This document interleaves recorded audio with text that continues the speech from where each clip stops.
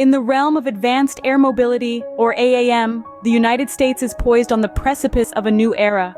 With over a century of pioneering work in aerospace and defense, America's flight path is primed for leadership in this transformative technology. A firm national strategy for scaling the domestic market is key, matched by delivering top-notch AAM products that are not just safe and secure, but also accessible.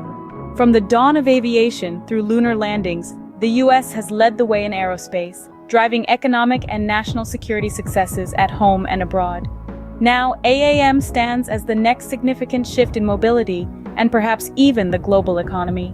This transformative technology will revolutionize the transportation of people and goods in rural and urban environments, in a cost-effective, community-friendly manner.